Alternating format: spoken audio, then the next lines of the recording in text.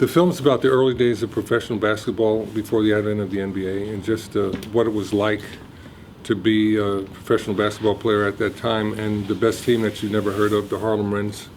Yeah. They were the team from Harlem that were basically the best team in the country for a long time, but they weren't allowed to compete in the established leagues because they were all black. Finally, in 1939, they had a tournament in Chicago that invited all of the best teams without regard to race for a tournament. And the Wrens won that tournament, and they beat Oshkosh. Oshkosh, yeah. Oshkosh All-Stars. In the finals. So it's about that. And, you know, just give some background on what it was all about, what the team was all about. And, geez. You think players today, they understand that? They have no idea what it's about. You know, they think that the NBA is all that there's ever been, and they have no idea that the NBA itself was segregated for its first 3 years of existence. You know, 47 to 50, it was segregated. And That's not out there like Jackie Robinson. No, they didn't put it out there. The league has acknowledged the guys that broke the color barrier, but still, most kids, if you ask kids in college or high school, especially, if you ask them what do you know about the NBA, they're not aware of this history. I started, I was having like hot flashes and sweats, every so often. I didn't know what was up, and finally, I mentioned it to my doctor. He says, well, let's get your blood checked, we'll see what's happening. And just routine blood check, and my white blood cell count was sky high. And he said, you probably got leukemia, you need to go see a specialist. So I went over to UCLA, and sure enough, I had it. It was a pretty scary sequence of events.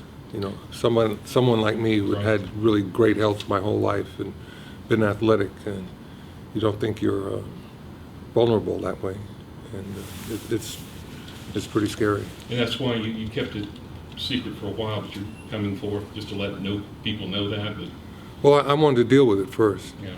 I found out within like a week's time of my diagnosis, I found out that I had a type of leukemia that could be managed. And so I am managing it, and I want to encourage all people to get regular checkups, and if you do end up with leukemia, to do what the doctor says, because early detection and analysis really goes a long way to beating it. That's why I was very happy to be able to come here and do this event for Frater, because they're one of the leaders in the country in research. Cancer research is really the only way that we're going to beat cancer. Right. And Frater is one of the leaders in our nation in all areas of cancer research. And so I was very happy to be able to coming here to help them out and to be involved in this 40th anniversary celebration for the Bucks championship. Well, it was a time that I did some growing up. You think you get out of college, you've done everything. You haven't done anything. Right. But a lot of fond memories. Great fans here.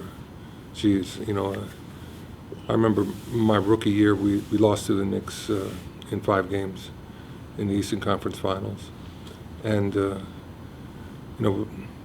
team had chartered a plane to take us back home from New York to Milwaukee, and plane sits down. It was like 2:30 in the morning, and we had 500 fans there at the airport.